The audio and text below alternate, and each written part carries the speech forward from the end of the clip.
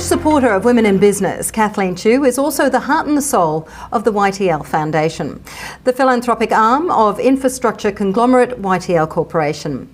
The foundation was set up to provide equitable access to quality education and helps to develop value-driven leaders across sectors. Kathleen is a keynote speaker at the Asian Venture Philanthropy Network Conference in June. Kathleen Chu joins us now, Group Legal Advisor for the YTL Corporation, Program Director of the YTL Foundation and founder of Mangosteen. Kathleen, it's wonderful to have you with us today. Tell us a little bit about your passion, essentially supporting women and children in Southeast Asia, and what's driving you to support change in the region. I grew up, going to a convent school where it was very much about charity, very much about giving back, and I had wonderful leaders there who were women. And I think as I grew up, I just saw the potential in women leadership as well as empowering women. Education is just so fundamental, I think, to the growth and development of society and the well-being of humankind. And I just saw that investing in women who were bringing up these children, could make a big impact. And it's not just in Malaysia that this happens. We see the need in Southeast Asia and so many countries. And these countries have amazing, strong leaders that are coming up who are women. And so what can we do to support them and to continue to nurture these leaders and to just provide them the resources so that they can make a difference, not just to themselves, but to their children and the next generation. The YTL Foundation itself was set up to focus on education and leadership. What drives success at the foundation in your view? I think that's two things. One, we tell ourselves every day that if we make a difference to one person, to one child, that is success, and we celebrate that, because sometimes working in this field is really hard. And there's so many disappointments. And yet every time we see one child, becoming successful, one child achieving his or her dreams, that really drives us on. So on the one hand, we're looking at a very micro kind of grassroots level where we say, just that one child is what matters to us. And then on the other hand, it's ecosystem development. Investing in people like Teach for Malaysia, it's made a huge difference in the landscape in Malaysia, bringing up, again, new leaders who are hugely invested in education. Or, we support another program, which is the Acumen Fellowship, again, building leaders of character. So I think that's where, we define success at both ends of the spectrum, both at the individual as well as the ecosystem level. I love that concept of value-driven leadership. It's a wonderful concept. Now, Kathleen, you also founded Mangosteen, which is a social enterprise supporting women and children in Southeast Asia. Tell us more about the business, how it works, and why you founded it. I think for many years, I was a fundraiser, right? I had to keep organizing dinners and, could take the begging bowl and ask everybody to contribute. And I was just thinking to myself, how can I make it more sustainable? That I don't have to keep doing this, that I have some business that could generate profits. And so one of my passions was personal care. I love scents and perfumes.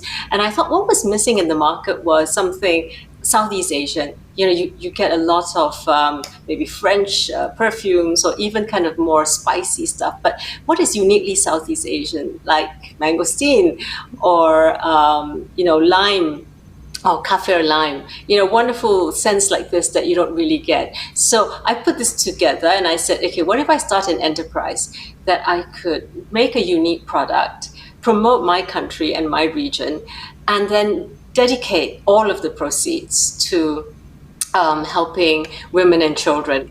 Kathleen, is the gender balance improving when it comes to supporting women in philanthropy? I think it was doing quite well, but I personally feel that, of course, the climate agenda, which is a huge topic of its own and something that we all have to contribute to, has slightly taken over.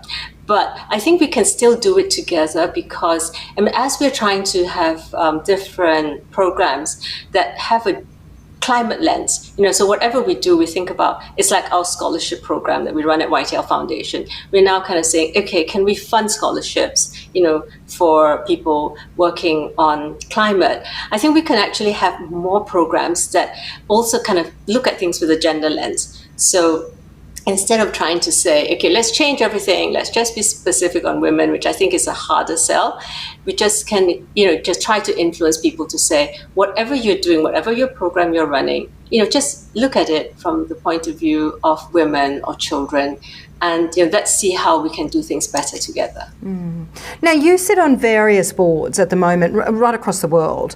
What's the best piece of advice you can give to women who want to do similar things to what you are doing, who actually want to make an impact? I think, first of all, I would start it, from the heart. Follow your heart, because if you follow your heart and that's your passion, you can go far. And, just be encouraged by the women leaders that we have to inspire us. I mean, in the world of philanthropy, I see so many women. I mean, one of my friends, and a huge admirer of hers is Kathleen, right? I mean, she's made such huge impact with acumen.